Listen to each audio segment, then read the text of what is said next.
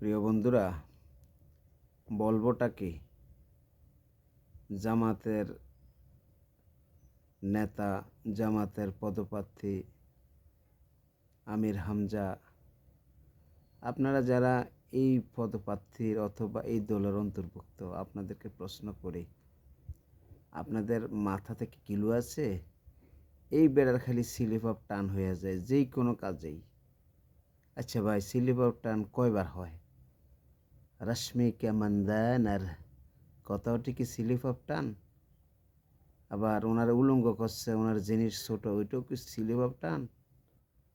উনি শেখ হাসিনার মেয়ে পুতুলকে নিয়ে বলছেন, সেটাও কি স্লিপ অফ টান?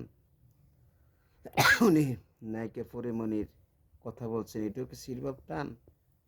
নায়িকা মাহিয়া মাহি, এগুলো কি স্লিপ অফ টান?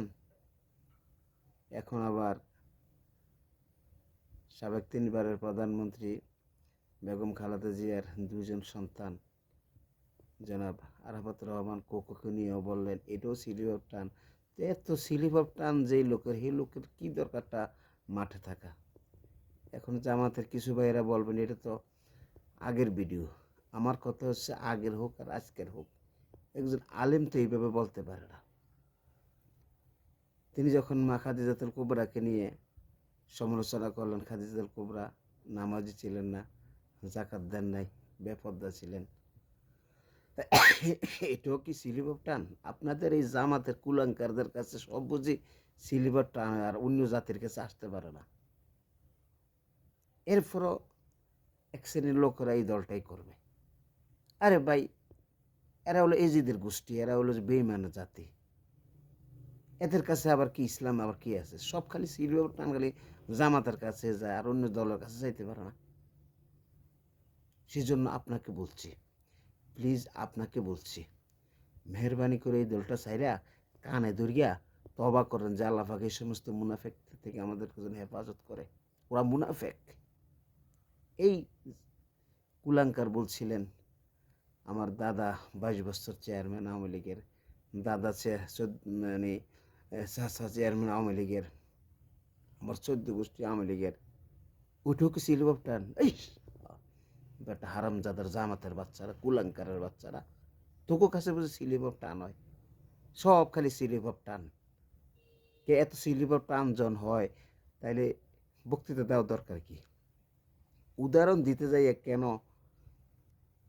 বিভিন্ন ইয়াকে দিতে হবে? আর মানুষ নেই সামনে, খালি বেগম খালেদা জিয়া, শেখ হাসিনার, অথবা সাহাবিদের, অথবা নবীদের, নবীদের বিবিদের উদাহরণ তোদের কাছে আসে কেন? এই কুলঙ্করের বাচ্চারা, হারামজাদা, সুরজাদারা, তোকে স্লিপ অফ টান কিনলে গো? এত স্লিপ অফ টান তোকে আসে কেন? আর স্লিপ অফ টান অন্য মেশে কাছে যাইতে পারে না?